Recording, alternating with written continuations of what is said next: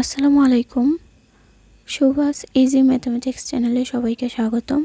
আজকে আমরা ষষ্ঠ শ্রেণীর অনুসরণী 1.5 এর 7 নং সমাধান করব। আমরা এখানে 7 নং প্রশ্নটি দেখতে পাচ্ছি। দুইটি ভগ্নাংশের গুণফল 48 সমস্ত 8 ভাগের 1, একটি ভগ্নাংশ 1 সমস্ত 32 ভাগের 13 হলে অপর ভগ্নাংশটি কত? তো আমরা এরকম যখন ভগ্নাংশ বিষয়ক অপর ভগ্নাংশটি কত বা আরেকটি ভগ্নাংশ নির্ণয় করো এরকম যখন বলবে তখন আমরা একটি সূত্র দিয়ে করব, তাহলে আমাদের অঙ্কটি আসলে সহজ হবে। তো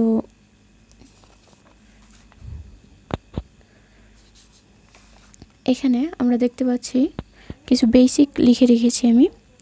তো এখানে অপর ভগ্নাংশটি নির্ণয় করার জন্য অথবা আরেকটি ভগ্নাংশ নির্ণয় করার জন্য যখন বলবে তখন গুণফলকে ভাগ করব একটি ভগ্নাংশ দ্বারা।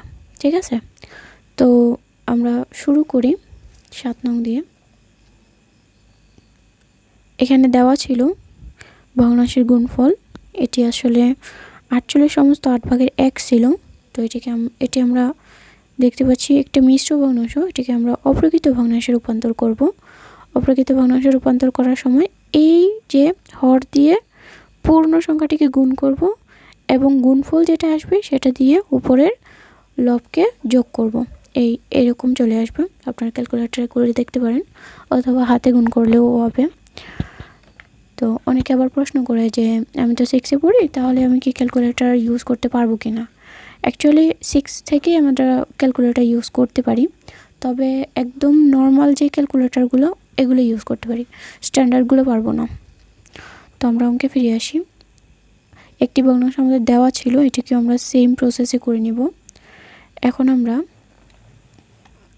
সূত্রটি যে লিখেছি এই সূত্রটি লিখে আমরা সমাধানটা করব।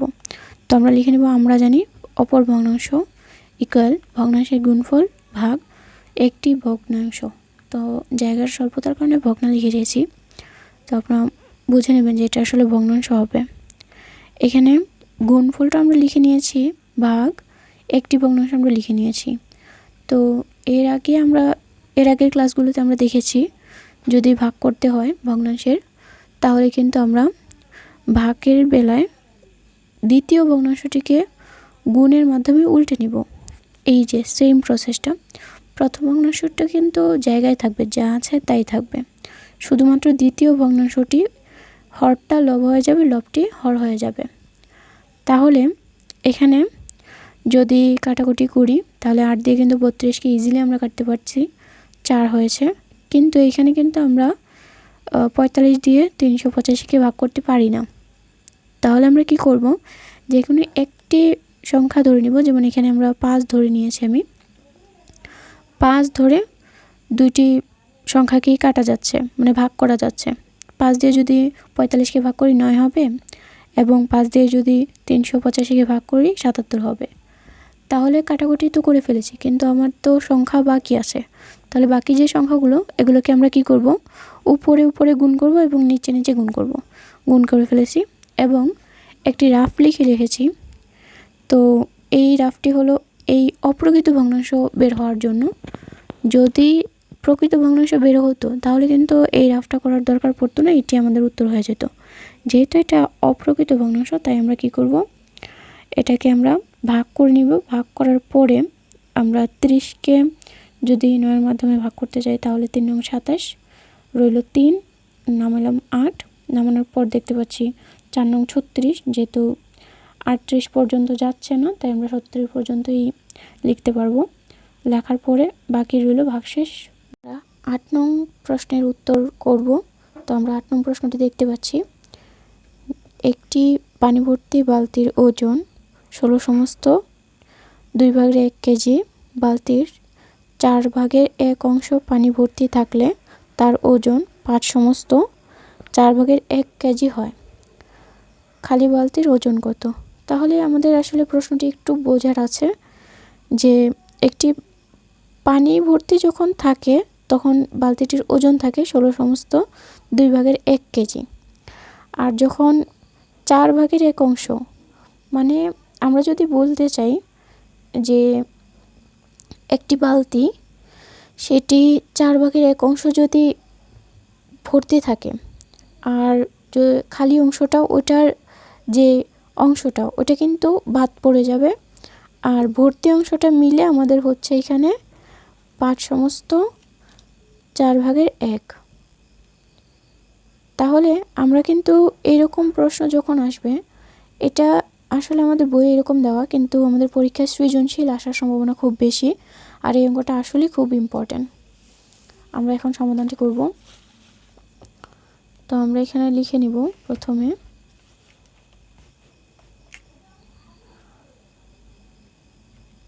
8 নং পানি ভর্তি বালতির ওজন, পানি ভর্তি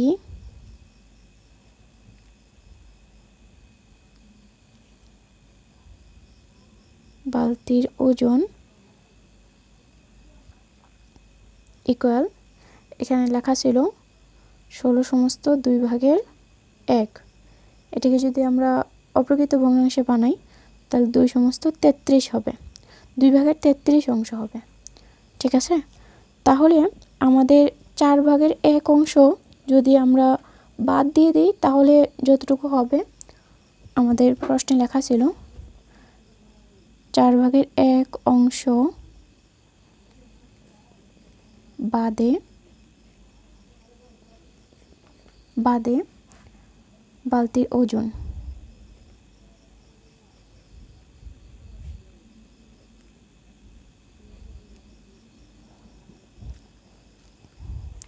ওজন ছিল 5/4। তাহলে এটাকে যদি আমরা অপ্রকৃত বানাই তাহলে 4/21 হবে।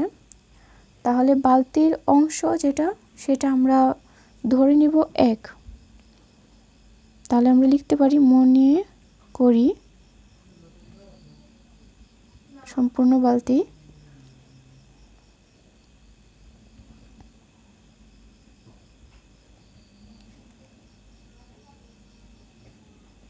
বালতি 1 অংশ। এখন আমরা লিখব যে বালতির 1 অংশ বা সম্পূর্ণ ওজন।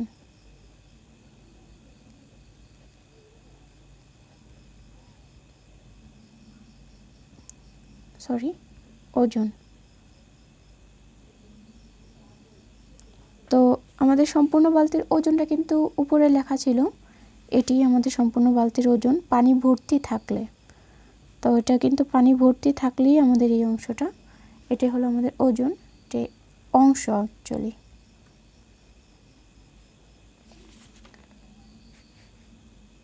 এবার আমরা বালতির 4/1 অংশ আমাদের কতটুকু হবে বা সম্পূর্ণ বালতির ওজন যদি বের করি, তাহলে আমরা কিন্তু আমাদের ওজনটা দেওয়া ছিল উপরে, তো আমরা এটা লিখে নিব 21 অংশ। মোটামুটি একটা অংশ থেকে 4টা অংশ বাদ দিয়ে দিই সম্পূর্ণ একটা বালতি থেকে, তাহলে কিন্তু যেরকম থাকবে ওরকম। যেমন আমরা 1 অংশ থেকে 4/1 অংশ যদি বাদ দিয়ে দিই তাহলে কিন্তু আমাদের বালতির সম্পূর্ণ ওজনটার থেকে 4/1 অংশটা বাদ দিয়ে দিলে তাহলেই আমরা মানটা পেয়ে যাব। একটু হয়তো কঠিন মনে হচ্ছে, আমি একটু শেষ করি বা ডিটেলস আর একটু বলি, তাহলে কিন্তু হয়ে যাবে, আপনাদের বুঝতে আরও সুবিধা হবে। আমরা এখানে বিয়োগ করে দিব, তাহলে আমরা আসলে কতটুকু আমাদের খালি আছে তাহলে কিন্তু আমরা এটা পেয়ে যাব।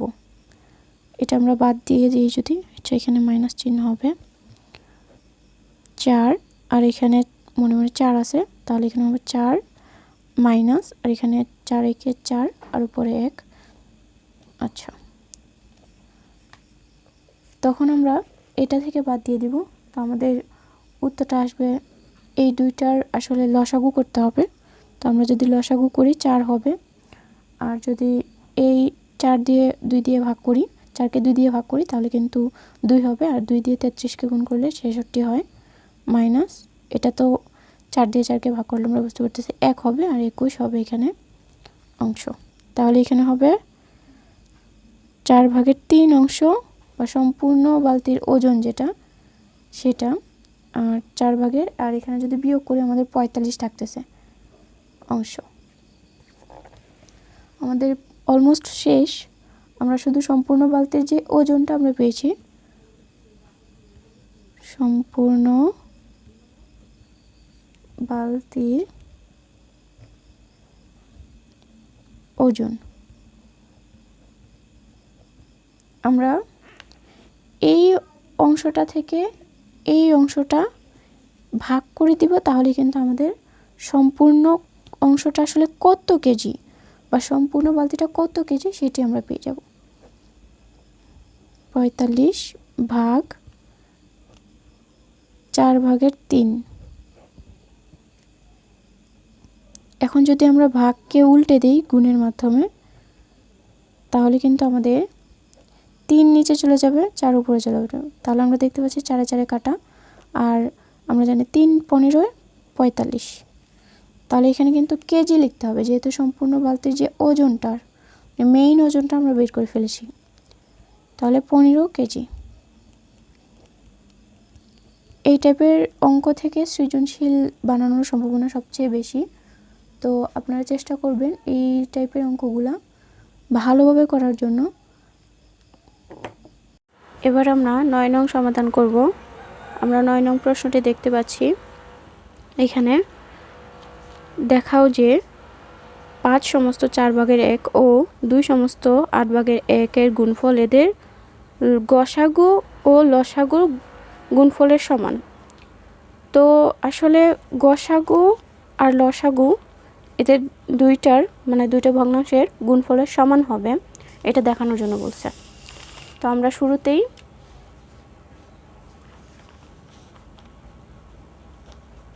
আমরা ভগ্নাংশের গুণফল বের করব।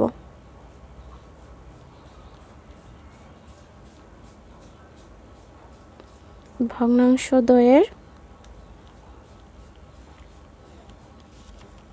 গুণফল আমরা জানি ভগ্নাংশের গুণফল কিভাবে বের করতে হয়।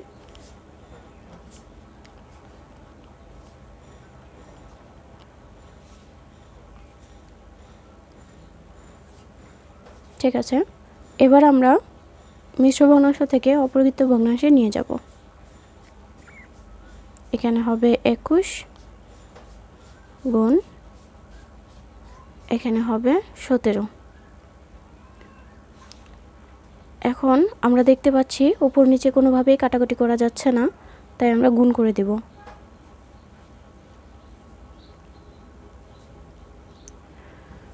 আপনারা চাইলে এটা ক্যালকুলেটরের সাহায্যে করতে পারেন। এবার আমরা ভগ্নাংশদ্বয়ের লসাগু অথবা গসাগু, তো প্রথমে গসাগুটাই নির্ণয় করি। তো গসাগু নির্ণয় করার জন্য প্রথমে ভগ্নাংশের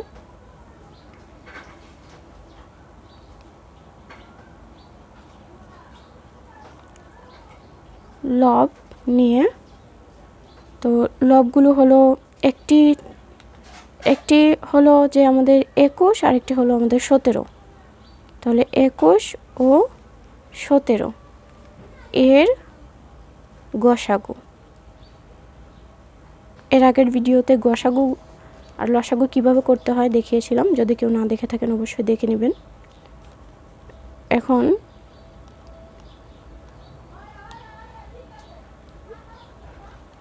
ভগ্নাংশের হর হলো একটি হলো 4 আর একটি হলো 8। তাহলে 4 ও 8 এর লসাগু, দুটি লসাগু হবে 8। এখন ভগ্নাংশদ্বয়ের গসাগু লিখে নিই। অতএব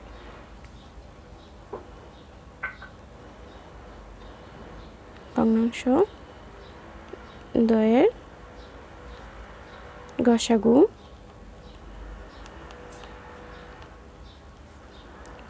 তাহলে এইটি হবে আমাদের হর আর এটি হবে আমাদের লব। এই আমাদের হয়ে গেছে। এবার আমরা গসাগু নির্ণয় করে ফেলেছি, এবার আমরা লসাগু নির্ণয় করব। আবার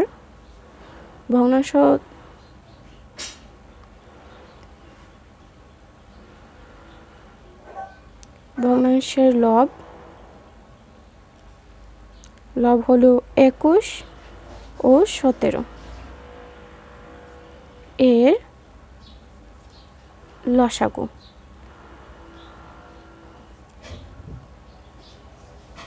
লসাগু হবে, এই দুইটার লসাগু হবে 357।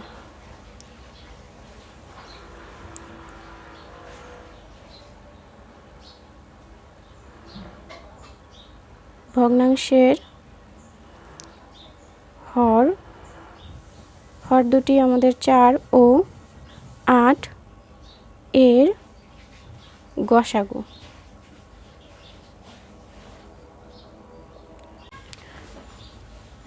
তাহলে আমাদের যেহেতু গুণফলের সমান হয়নি, তাহলে আমরা লিখে নিব যে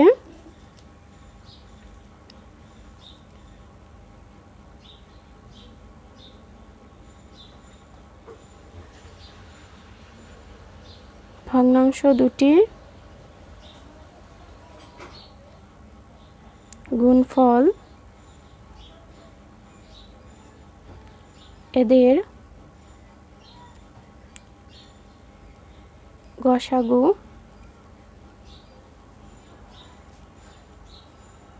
ও লসাগুর সমন্বয়।